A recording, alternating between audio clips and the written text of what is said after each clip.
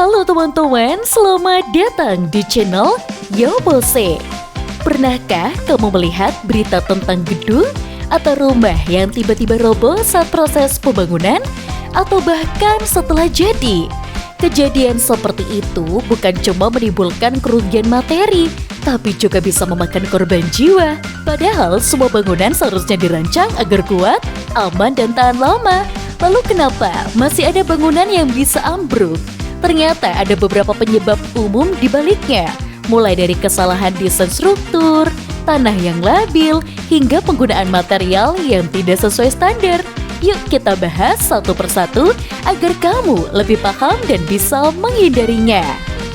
Yang pertama, kesalahan desain struktur. Desain struktur adalah tulang dan otot dari sebuah bangunan. Jika perhitungannya salah, sekokoh apapun bangunan terlihat dari luar tetap bisa runtuh. Apa yang dimaksud desain struktur?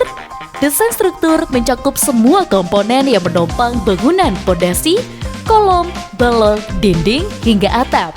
Insinyur struktur biasanya menghitung kekuatan setiap elemen agar bisa menahan beban, baik beban mati, berat bangun itu sendiri, maupun beban hidup manusia, perabot angin, atau gempa. Kalau ada satu saja komponen yang salah hitung, dampaknya bisa fatal.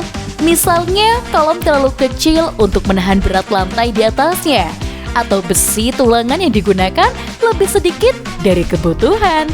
Kasus umum di lapangan, tukang membangun tanpa mengikuti gambar kerja yang dibuat insinyur, perubahan desain di tengah proyek tanpa perhitungan ulang, dan penghematan biaya dengan mengurangi ukuran kolom atau besi. Yang kedua, kondisi tanah yang labil. Tanah adalah fondasi alami bangunan.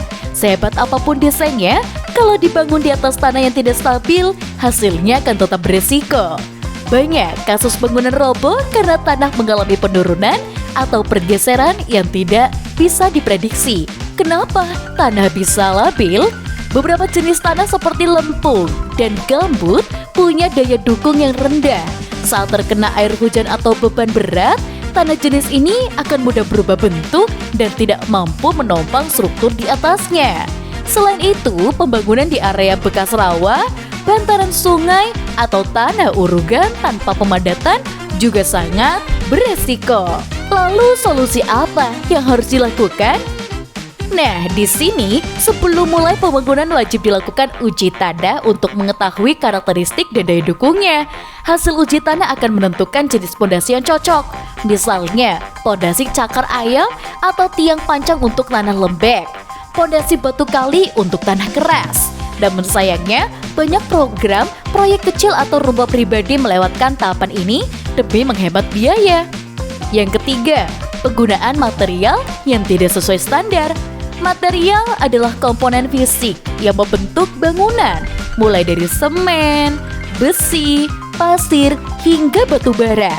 Jika material yang digunakan kualitasnya buruk atau tidak sesuai spesifikasi, daya tahan bangunan otomatis menurun drastis. Kesalahan yang sering terjadi, semen palsu atau kadar campuran tidak sesuai. Misalnya terlalu banyak pasir dibanding semen, besi tulangan berdiameter kecil atau tidak memenuhi standar SNI. Air untuk campuran beton kotor mengandung lumpur atau garam. Semua kesalahan kecil ini menumpuk jadi masalah besar.